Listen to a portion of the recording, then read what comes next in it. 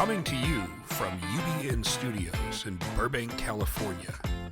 You're listening to the Unsugarcoated Podcast with your host, Aalia and Uslan.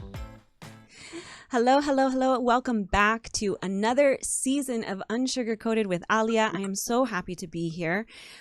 Wow. By the time you hear this, it's 2021, and it has been one heck of a year for so many. And for me personally, it's been a roller coaster. And there's been good, there's been bad, there's been positive and negatives, and I'm sure many of you can relate.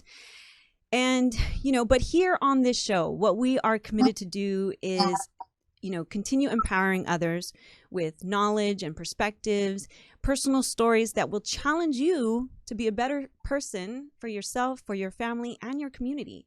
So thank you for being on that journey with me. I really appreciate it. Today, I'm going to talk a bit more about one of my favorite subjects, storytelling and heroes. As someone, so sorry about that, but have you ever thought that comic books and these big budget movies are simply about merchandise and who can make the most money? Well, probably some of it is. Obviously, some of it is. But believe it or not, there's actually some good to it. And I wasn't always aware of this. But on the subject of folklore and storytelling, I was reminded of how myths, legends, and stories were handed down through our generations through sitting around the campfire and telling the stories. Cultural preservation was handed down through the stories of each ancient generation, filled with wisdom, filled with knowledge, and again, keeping that cultural perception of how they should behave.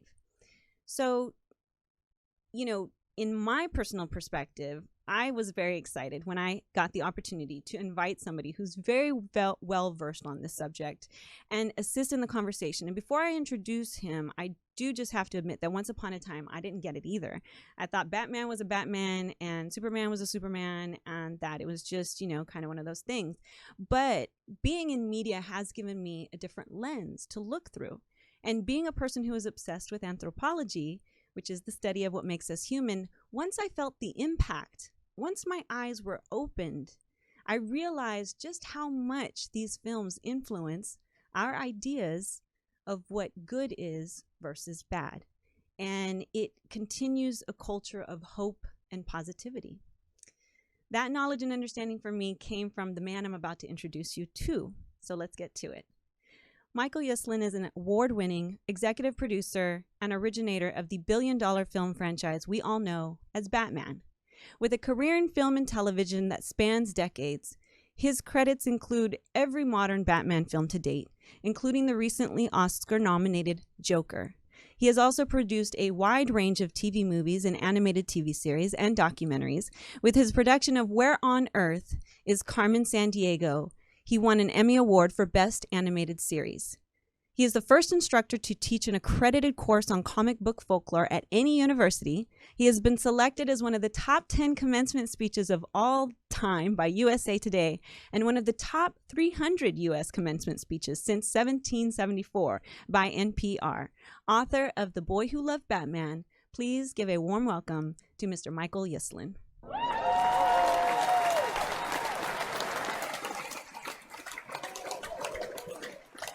Hi, Michael. How are you? I'm terrific considering. Well, how do you, like I said, it's going to be 21. How do you plan to spend the new year? Oh, I think we're going to skip Times Square this year. We are going to crack open a bottle of wine, and the goal will be to see who can stay up until midnight. I found that that's become a challenge for me too. That's so true.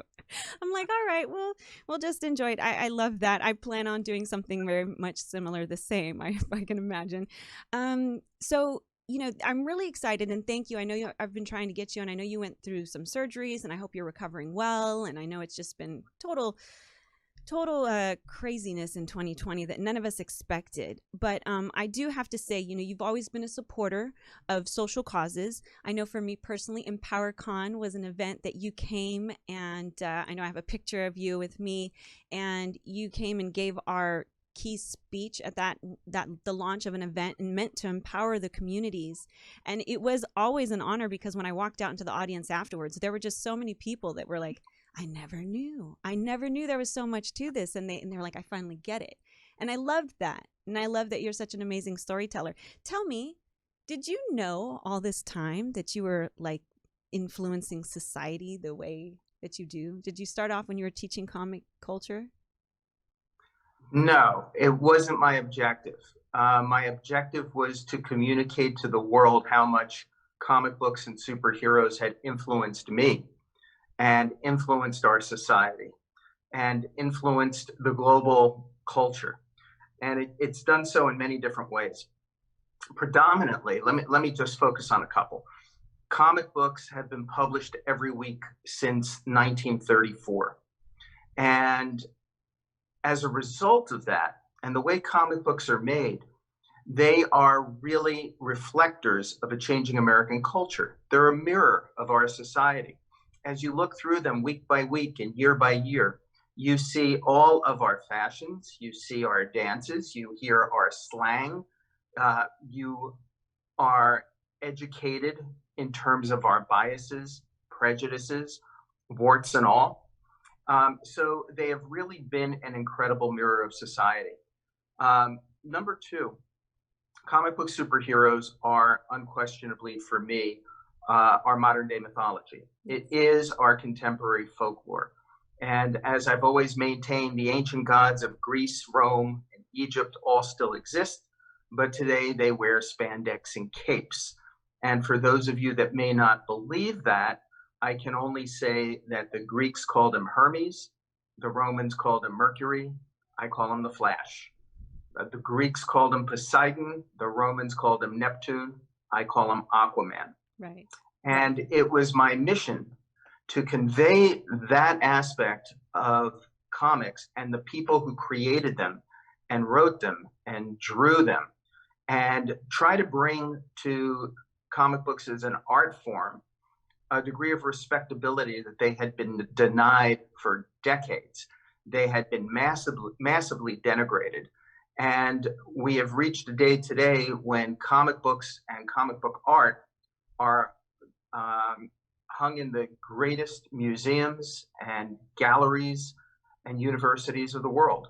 So that was really what the mission was for me.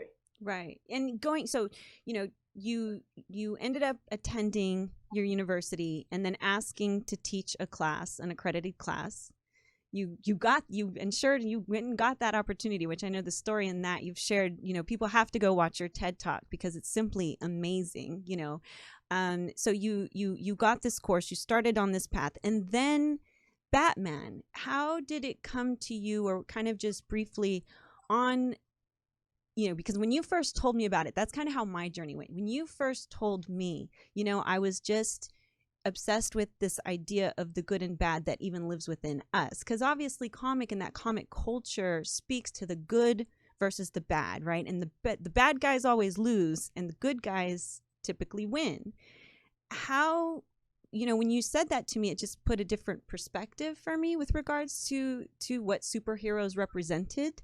And how did, what was that like for you, and what did you mean, or, share with us, or, did I misinterpret?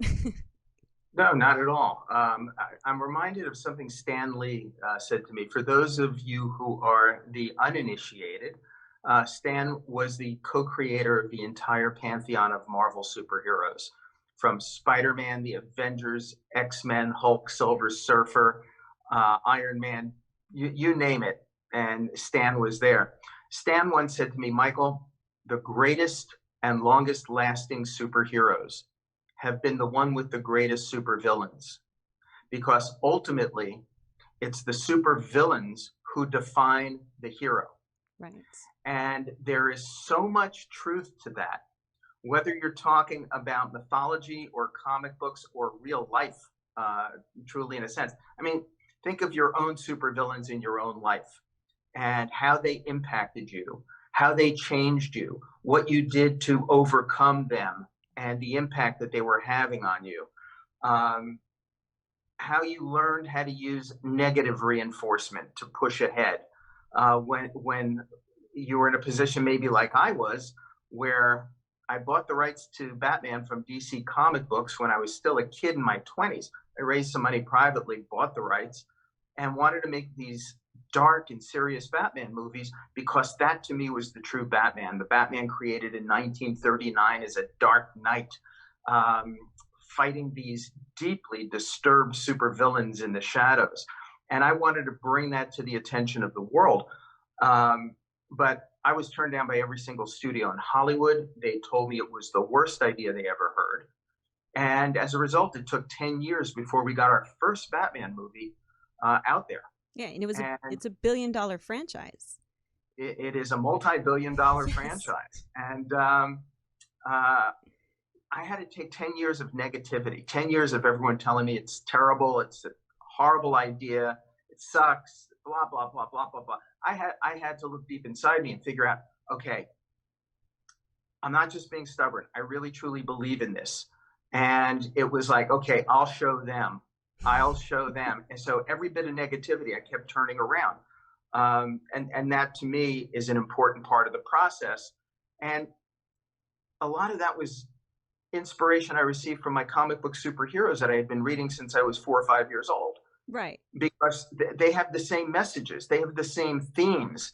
And you ask anybody who grew up reading comic books, I don't care if it was the 40s, 50s, 60s, 70s, 80s, they will tell you that reading the adventures of comic books and comic book superheroes, it molded their own personal code of ethics and morals to a large extent. Right. In addition to what they were being taught by their parents, by their teachers, and whoever was part of their circle of life. And I can't imagine something, any more important or being any more of an influence than what was coming from these comics. Absolutely. Absolutely. Which is why, people are like, oh, comics create social impact. It's like, of course it does. How, and I didn't realize for so many, and I always read, but I just didn't read. Yeah, that you'd hate me for openly admitting, but I was like, well, that's not really reading. And that was a stupid and naive thing to say. I admit, please don't, but I was like, if it's not a novel. But I now look back and I think at how many times parents are, missing that perspective. So, and I think that even comics is a place where empowerment has been taking place long before some of the other areas. Like, for example, female empowerment. I just watched the new Wonder Woman come out. Don't know if you'd gotten a chance to check it out. I have nothing negative to say about Gal Gadot ever. I love her. And of course, I love Wonder Woman. That was the one thing I was into as a kid. So, but did you get a chance to see it? And what are your thoughts on how comics pertain to the female empowerment role for as long as it's really been doing?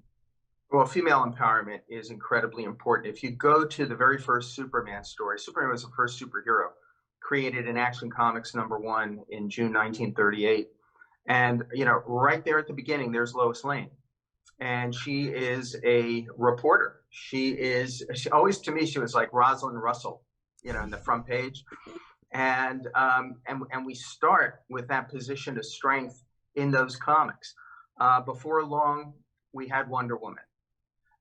Before long, we had Sheena, Queen of the Jungle, and the Black Cat, and Miss Liberty. And as World War II came into view, we had more and more patriotic superheroes and more females who were coming into play in the comic books. In the 1960s and early 70s, comic books started to grow up a little bit. And they were no longer being aimed primarily at 8 to 12-year-old boys. They were trying to stretch into the college market and beyond. And as a result, in the late 60s into the early 70s, we had in comic books what we call the age of relevancy, reflecting the times when the people who were mostly reading the comics were the same ones who were protesting and demonstrating on college campuses and in cities around America and all around the world. And in reflecting those times, comics more and more were focusing on relevant issues of the day, such as civil rights, feminism, women's lib, ecology, racism and bigotry, drugs. And as a result, they were able to build that appeal to this new key audience they were trying to reach. And it was during this time period that the place of women in comics was really being reevaluated, and it has taken decades. It has taken decades to get beyond the pubescent male fantasy of women being drawn in impossible ways, in comic books, to a reevaluation of the role of women and how they need to be portrayed, and in connection with that, bringing women and more women into the comic book industry as writers, artists, editors, publishers, which has been incredibly important. But again, it's been a slow pace, too slow, I think. Right. But it does reflect what's going on in our society, which has also been too slow. For sure. I mean, how do you feel Black Panther fits into that as well? I mean, like, with that, look at what Black Panther did for, the Black community around the world, by the way, not just here. How did you? Black Panther was critical, absolutely critical. And what's amazing, today in comics and graphic novels, and we have to include graphic novels, they strive to be authentic. They strive to be authentic, and they strive to have people now writing them who understand the characters, who understand the perspective, who understand whether it's a gender issue or a race issue or a religious issue, to make them more authentic. Now, you have to understand that in the mid-'60s, when Black Panther was created by two middle-aged Jewish guys in New York City, Stan Lee and Jack Kirby. And when I talked to Stan about it, he said, Michael, we were looking out our window on Madison Avenue, and we were trying to incorporate what we were seeing as life going by on a daily basis, day by day. And we knew we had to do something. Right. And Black Panther was a critically important first step in that direction. DC Comics, they introduced John Stewart, a Black Green Lantern. Mm-hmm. Stan Lee, once again, introduced Luke Cage, Hero for Hire, which was actually the first Black superhero to actually have his own magazine, his own title. DC added Black Lightning.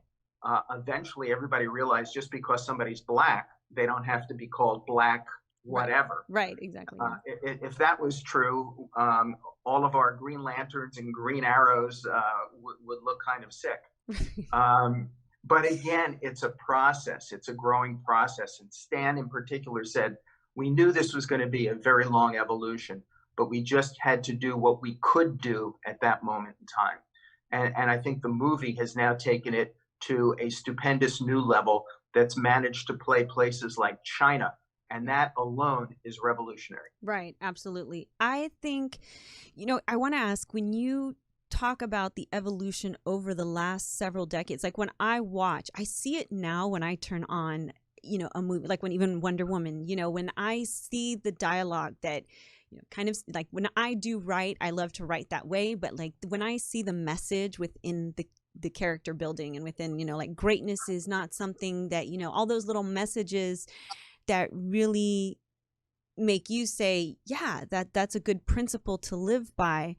And seeing that transition for you just as a storyteller, how has that been in, how in your observation for you individually? Well, I can tell you the biggest impact. I have two granddaughters, age 4 and 5, and they have Wonder Woman costumes and Supergirl costumes. And for the holidays this year, they each asked for Batgirl costumes as they move out of the Disney princess stage into the superhero stage. Yeah. So that alone is proof positive of the importance of these figures in our literature, in comics, in movies, in gaming. It's critically important, and they want to read books that have stories about these characters. So I think it's incredibly important. One of my favorite comic book writers today is Gail Simone. Gail's brilliant. She's absolutely brilliant. Mm-hmm. And she has written everything from Harley Quinn and Birds of Prey to Batgirl and Wonder Woman. And what she alone has brought to the table, advancing Wonder Woman and the concepts behind her and the storylines behind her, has just been phenomenal. So again, it's an evolution, and it's an evolution that is going to keep on going.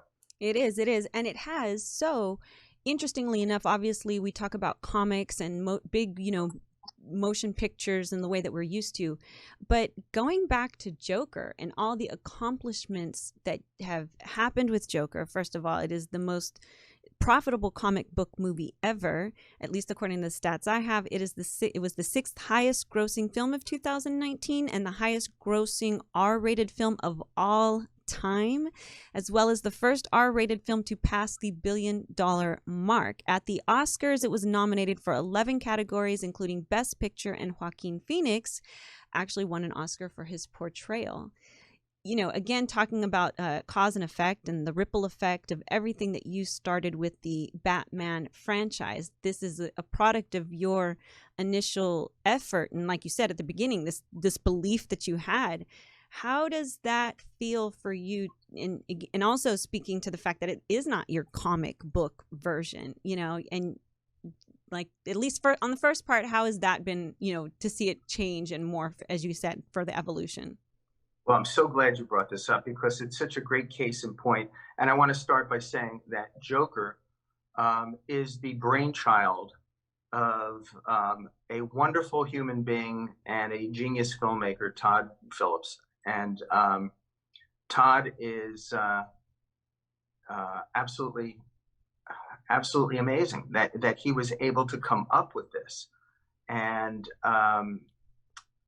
what the Joker movie is to me, now this is very personal, is a reflection, exactly the way comic books have been a reflection, a mirror of society at a moment in time that dares to use the art of cinema to present right smack in your face the situation we all find ourselves in today, in a polarized country, in a polarized world, in which there has become an intense lack of civility, a lack of people talking with each other anymore and just talking at each other,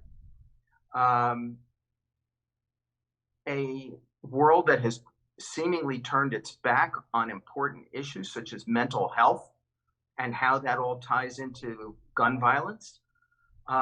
This was daring and bold. Shouldn't have been, but it was. And the statement and the impact that it's had, I think, has been absolutely incredible. Absolutely incredible. But I think it is indeed proof of what I said initially about comic books being that mirror. And to me, cinema at its best not only entertains, but provides us with that open door to look inside ourselves and come to some hard and difficult conclusions. Agreed. And when I watched Joker, I couldn't help but be moved by it.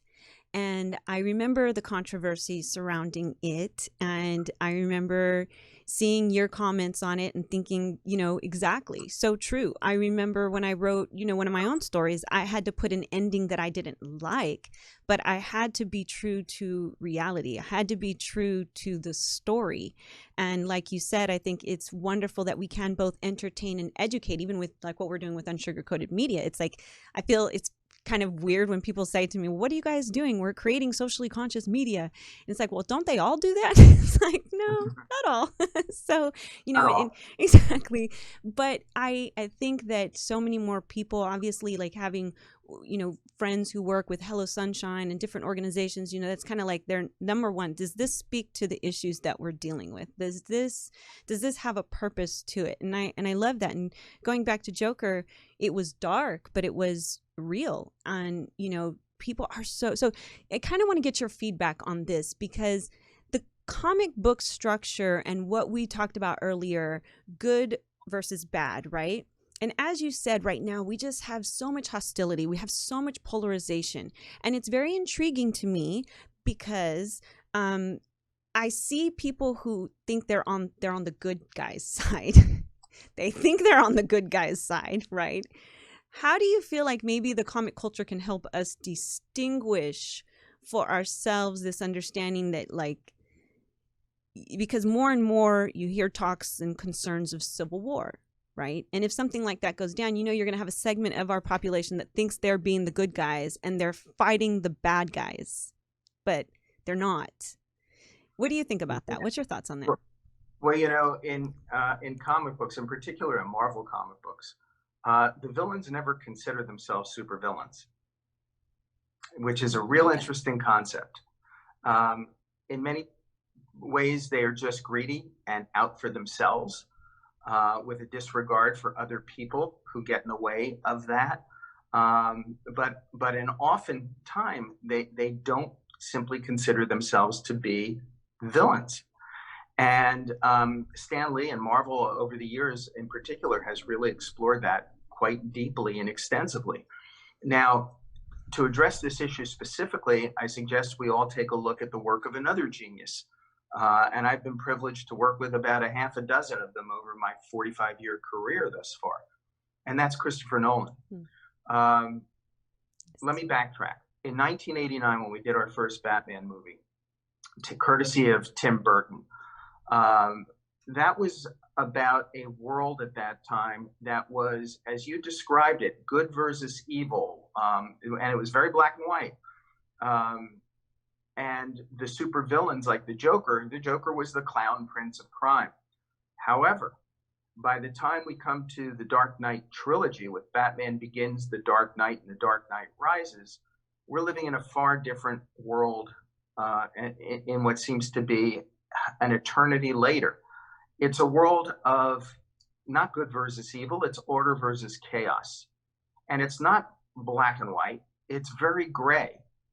And as a result, again, to me, Chris Nolan attacked it that way and set it up that way, with the Joker as this incredible engine of chaos. As he said in the movie, some people just want to see the world burn. And that was very, very scary. And recreating the Joker as a contemporary terrorist, a homicidal maniac who places no value on human life whatsoever, not man, woman, or child, was pretty intense. And the best way I can describe the theme of it and the importance of the theme, and remember now, when I talk about theme, we're talking about a superhero comic book movie. Yet there was so much heft to it. Take this one scene, for example, and it's the one wherever I talk, people during Q&A always seem to come back to it.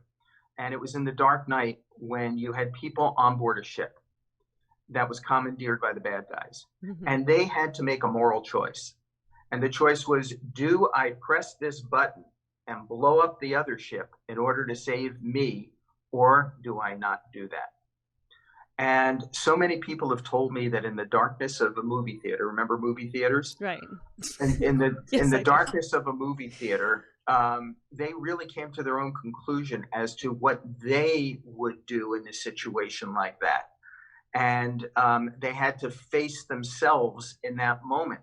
And when you have a movie that impacts people to that degree, well, to me, first of all, Christopher Nolan has elevated the comic book movie, mm-hmm. Where you walk out of one of his movies, you don't have to say that was a great comic book movie. You can now say that was a great film. Right. And that to me is critically important.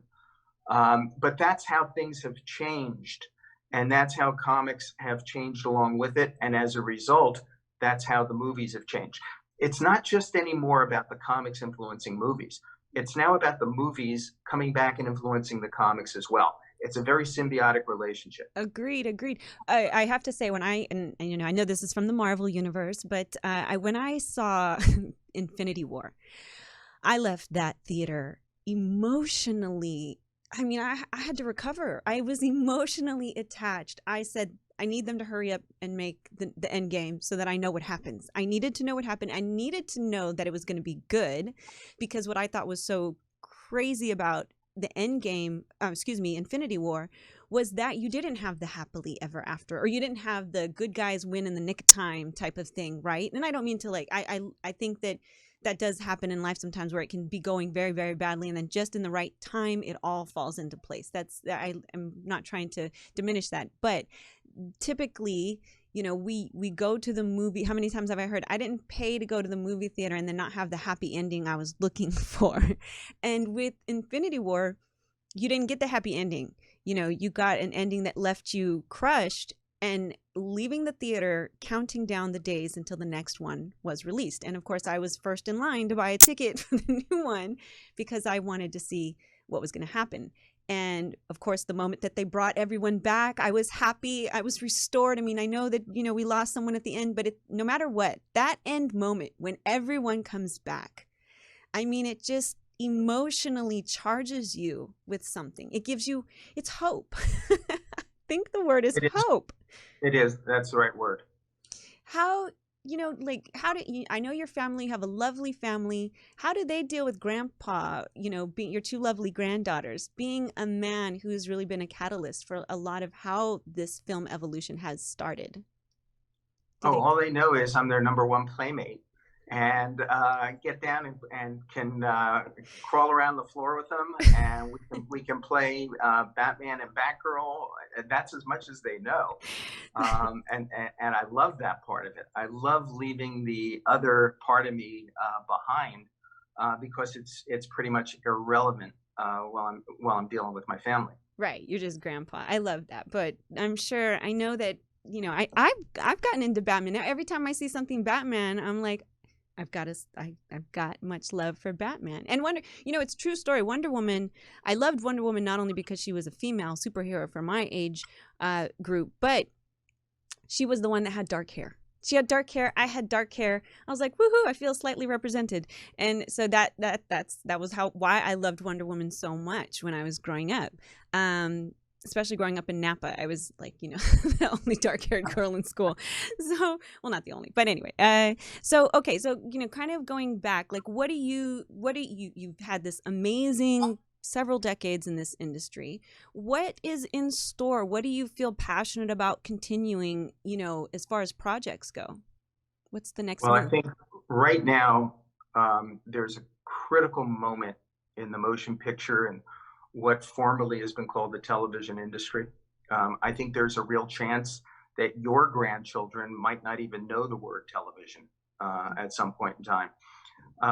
But with streaming, with what the pandemic has wrought and will continue to impact the industry, there are maybe 97% of the industry sitting around going, oh my God, this is a catastrophe. And then there's that 3 or 4% looking at it and going, okay, this is an opportunity. And if you're part of the opportunity group, then you've got to try to look around the next 3 corners as to what's coming or what may be coming. And it is changing and evolving every single day. Will movie theaters disappear? Will streaming completely take over? Will theater chains disappear? And will the theaters now wind up where each studio, including Amazon and Netflix, wind up owning their own theaters? Right. And that you go to a Netflix theater for this, and an Amazon theater for that, and a Paramount theater for this. Anything can happen. But one of the things that has to happen is we have to accept the fact that cinema is global. The one thing that has to happen is that we have to join hands around the world. We have to find partners from different countries, different cultures, where we can together create content that can play everywhere, that's culturally sensitive, that's organic to cultures, that's authentic, and stop simply making content for North American boys who play video games. When you look back on the content that was around during the Depression, there were a lot of things that had happy endings and gave people hope, and mostly important that they entertained. They provided an escape from a very, very difficult daily life at that time. And I think we're going to be faced with the same kind of thing. And I think people are going to want escapism. They're going to want to be entertained. They're going to want uplifting and positive content. And sure, you can do the other stuff, and we'll do the other stuff. I'm not saying it has to be all that, but I think that's going to be heavily, heavily in demand all around the world. So there's a new day coming. And, here I am at this stage of my career, and I couldn't be more excited about what may be coming around the next few corners. I'm bold and daring enough to try to be ahead of the curve. And I know there's a price to pay for that. I've done it before. But I just call it exciting, and nobody quite knows yet where it's all going to lead, but we'll be right in the thick of it, if not in the front of it. I know you will be, and it seems that I know wherever you go. In fact, I was so intrigued when I read this story about how, I guess on one of the days that they were giving the awards for Joker, you were not in attendance. You were back at the university teaching the next generation of storytellers. It seems that that part is something you really, really enjoy. Have you had somebody else that you've taught that's come back, that you've been able to work with, like post being taught by you, and see the work that they've done and the continued influence that you've had?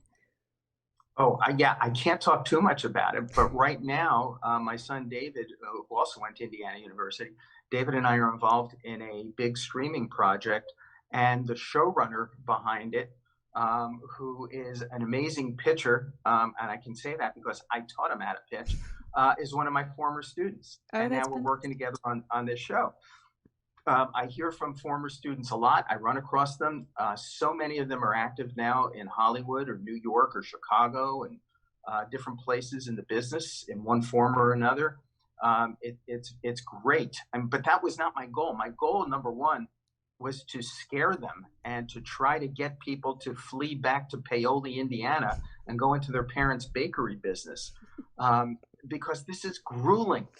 This is a grueling, long, difficult, challenging process, and everything takes too long, and it's just so difficult. I said, the best thing I could do for them and their families would be to scare them out of this. But the ones who don't get scared and the ones who stick with it tend to be the ones who ultimately are successful at it. And that's been very heartwarming to see. I can only imagine. I think that mentorship is incredible that way. And, when you brought up Stan Lee, there's something that I've definitely learned amongst the people that I love. And I know you recently had put a tribute to him. It was his birthday. And I have always made this commitment to live on in my own journey, of course, but obviously living on, not wasting time that I know that they still wish they had. And so I'm sure if Stan Lee could have gotten another 98 years out of it, I can only imagine what he would have done. You, as one of those, the branches of the tree, do you take that like with, a certain amount of leadership? And because do you continue to, within the industry, because I know you teach students and as well with like producers and other directors, do you keep them in line as well and keep them in check to keep, make sure that they are creating content that speaks to the world as well? The same way Stan did? What? In my lifetime, I have, and the only word I could think of is I have revered my mentors. They have been important to me. In some cases, they've been like second fathers to me. Includes people who took time out of their busy day to spend a little time with a kid who had a dream, and was hyperventilating at the fact that I couldn't seem to do more than run in place for a while. You never forget that. You should never forget that. And whether it's Stan Lee or somebody you never heard of, they had such an impact on me and how I manage my career and my life. Why integrity is important to me. These are enormously important people in my life. So while revering them, I want to pay it forward and be to others, select others, that same kind of person who can either inspire them or scare them, provide a couple of answers or not. One of the things that people bring up as a great moment of frustration in this industry is about time. Just like you said, it's about how long everything takes. And I tell them is that everybody who's ever worked for me knows there are 3 ways to calculate time. There's normal time, 24 hours in a day, 7 days in a week. There's Michael time. Why wasn't this done yesterday? Why can't we do this today? And then there's Hollywood time, where you take the longest period of time you could ever imagine, and then you multiply it by 4, and then add 20%. And that's kind of what we face. So it's important that people understand that getting into this business is not a war where you go out and fight battles every day for your causes, your projects. What it is a siege. And what you need to do is dig a foxhole and put on a helmet. And the most important decision you can make is who you allow into your foxhole to watch your back. That's what this is all about. Wow. And if you don't have a high threshold for frustration, if you are not ready to persevere upon making your commitment to this, and that's hard to do, especially amid the last couple of generations where people seem to be in an awful hurry with a shorter attention span, wanting things to happen immediately, and they just simply don't. Right. Yeah, I mean, you could be the one in a generation, or you could be born with a silver spoon in your mouth, but for the rest of us who just have to struggle, that's what it takes. And if you're willing to sacrifice, and if you're willing to do that, your chance of success is enormous, because I'll tell you right now, from my experience, at least 85% of people don't bother to get up off the couch to pursue their dreams or to find their passions. And if you're one of the 15% that do, your competition's no longer 100%, it's 15%, your chance of success just skyrocketed. Right. So that's the best kind of thing I can convey to the people who are coming after me. That's awesome. What's your most favorite thing that Batman has ever said? His best line, his most profound, something profound. What is your favorite? What stands out to you most? The most profound moment in Batman, and I have read probably close to every Batman that's ever been made, is in my favorite Batman story of all time, from a comic book called Detective Comics number 439 that came out in the 1970s. In this Batman story that is so emotional and so impactful and resonates with me to this day, Batman does not say one word. You talk about strength of a character and what's been created.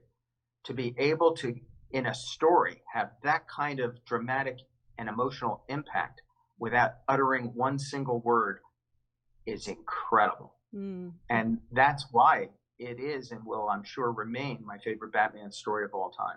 By the way, it's also the only time I have ever seen Batman cry. Oh, that, well, I mean, that's the thing. That's the thing about, like you said, when it transitioned, we're real people. And that's what makes these characters as superhero as they can be, as much money as Bruce Wayne has. When he has those moments, suddenly you're connected and you relate to, I think that it's one of the most, since it's really become apparent to me, the gift, and like you said, also my obsession with history and who we are as individuals, and who we are as a society, and how we pass down these stories, and how do we teach the next generation to remember that whole, you want to be the good, you want to be good people, at least. And even though it is not black and white, like you say, in real life, it's very gray, just that effort means so much. And I love knowing that I can be part of an industry. I mean, yeah, I talk about watching this industry chew people and spit them out. Oh yes, for sure. I mean, my husband's in film, Joseph, and it's we have a joke in the house. Is it coming in 7 to 10 business days? 7 to 10 business days, it'll be there, right? Like it's that, it is so. It does. But I am incredibly thankful for individuals like yourself who did not give up, because like you said, audience, ladies and gentlemen, 10 years of no's is not, some people give up after just 10 minutes, let alone 10 years. So to know that you held through and that your drive today is to better society is so incredibly powerful. I can't tell you how much it means to me and how much it's inspired me. And I look forward to the many, many continued things that you will do, Michael. So thank you so much for sharing your story with us. It means a lot. I want to ask you one last question. In Sure. these times, in this day, what is it that what would you really like to see society doing? I know for me personally, unity, like 2021 is here. Unity is a big thing to me. It's a bit, objective. Whatever we promote, whatever we push, we want to push unity. What would you like to see more of out of the society that you love and live in these times? Healing. That's the one word I think that sums it up without characterizing anyone as a superhero or a supervillain. Simply the process of healing. And just like in my comic books back in the 60s and 70s, if we show we still care about this planet, this fragile planet we're on, and if we care about the climate and the pollution, if we care about other people, and if we follow the principle of live and let live, then we will succeed and we'll overcome whatever it is that we happen to be facing. But that's only going to become real after a sizable time for healing. Agreed. Well, thank you so much. I know our audience has been thoroughly educated and entertained and inspired. I will definitely look forward to seeing you again at some point in when we can. But thank you so much, Michael. I really, really appreciate it. For everyone else out there, I hope that you are just as thrilled as I am. I love being able to bring to you these unique, fascinating individuals who I'm blessed to call friends, some of them, and for them to give me their time and support, and for you to hear their message means so much. So be sure to be back next week. Thank you so much for letting us be unsugarcoated.